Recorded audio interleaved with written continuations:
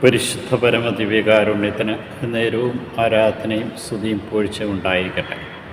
അനന്തകാരുണ്യത്തിൻ്റെ ഉറവിടമായ കർത്താവെ, ഞാൻ അങ്ങയെ സ്തുതിച്ച് ആരാധിച്ച് മഹത്വപ്പെടുത്തി അങ്ങേക്ക് നന്ദി പറയുന്നു. അങ്ങിൽ സമ്പൂർണ്ണമായിട്ടും സമർപ്പിച്ചുകൊണ്ട് വിശ്വാസം ഏറ്റുപറഞ്ഞ 3 യുവാക്കന്മാരെക്കുറിച്ച് ഞങ്ങൾ ഓർമ്മിക്കുമ്പോൾ കർത്താവരുടെ വിശ്വാസത്തിലേക്ക് ഞങ്ങളെ നയിക്കുവാൻ കൃപ നൽകണമേ എന്ന് പ്രാർത്ഥിച്ചുകൊണ്ട് ഞങ്ങളങ്ങേ ഒന്നുചേർന്ന് ആരാധിച്ച് മഹത്വപ്പെടുത്തി അങ്ങേക്ക് നന്ദി പറയുന്നു. നെബൂഖദ്നേസർ, ശദ്രാക്ക്, മെഷാക്ക്, അബ്ദേനാഗോ എന്നിവരെ ദേവന്മാരെ ആരാധിക്കുകയില്ലെന്നും സേവിക്കില്ലെന്നും അങ്ങ് സ്ഥാപിച്ച ഈ പ്രതിമയെ ആരാധിക്കില്ലെന്നും ധൈര്യപൂർവം കേട്ടു. നെബൂഖദ്നേസർ കോപാക്രാന്തനായി. ആരാധിക്കുന്നില്ലെങ്കിൽ എരിയുന്ന തീച്ചൂളയിൽ എറിഞ്ഞു കളയും. ഏതു ദേവൻ എൻ്റെ കരങ്ങൾ നിങ്ങളെ രക്ഷിക്കും?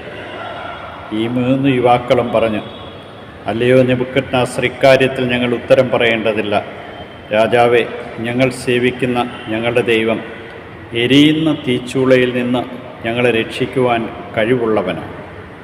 അവിടുന്ന് ഞങ്ങളെ നിൻ്റെ കയ്യിൽ നിന്നും മോചിപ്പിക്കും.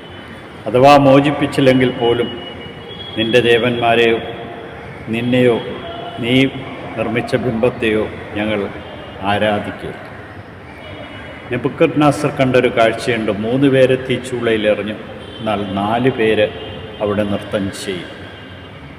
അവർക്ക് ദൈവത്തിൻ്റെ കൃപയും അനുഗ്രഹവും ധാരാളമായിട്ട് ലഭിച്ചുകൊണ്ട് എരിയുന്ന തീച്ചൂളയിൽ പോലും AC-യുടെ അനുഭവം അവർക്ക് ലഭിക്കും. നെബൂഖദ്നേസർ പറയുന്നുണ്ട്, ശദ്രാക്കിൻ്റെയും മെഷാക്കിൻ്റെയും അബ്ദേനാഗോയുടെയും ദൈവം വാഴ്ത്തപ്പെട്ടവനാകട്ടെ. അവിടെ നിന്നല്ലാതെ മറ്റൊരു ദൈവമില്ല. മറ്റാരെയും ആരാധിക്കുകയോ സേവിക്കുകയോ ചെയ്യുന്നതിനേക്കാൾ സ്വന്തം ശരീരം പീഡനത്തിൽ വിട്ടുകൊടുത്തതിലും രാജകൽപ്പന അവഗണിക്കുന്നതിലും തക്കവിധം തന്നെ ആശ്രയിച്ച ദാസന്മാരെ അവിടുന്ന് സ്വന്തം ദൂതനെ അയച്ച് രക്ഷിച്ചു. ദൈവത്തിൻ്റെ കൃപാവരം നഷ്ടപ്പെടുത്താതെ ജീവിക്കുക എന്നുള്ളതാണ് ഏറ്റവും പ്രധാനപ്പെട്ട കാര്യം.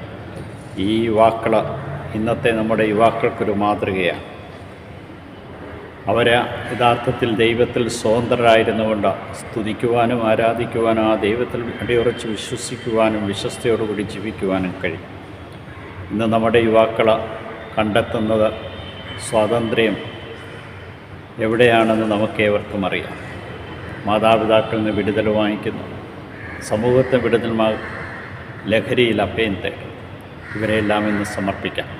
ലഹരിക്കടിമപ്പെട്ട എല്ലാവരെയും മോചിപ്പിക്കണമെന്ന്, ശത്രുവിൻ്റെ കരങ്ങളിൽ നിന്ന് വിടുതൽ വാങ്ങി രക്ഷയുടെ നിറവിലേക്ക് വരുവാൻ ഇവരെ അനുഗ്രഹിക്കണമേ എന്ന് നമ്മുടെ കുടുംബങ്ങളിലെല്ലാ കുട്ടികളെയും യുവജനങ്ങളെയും സമർപ്പിച്ച് ഇന്ന് പ്രാർത്ഥിക്കും.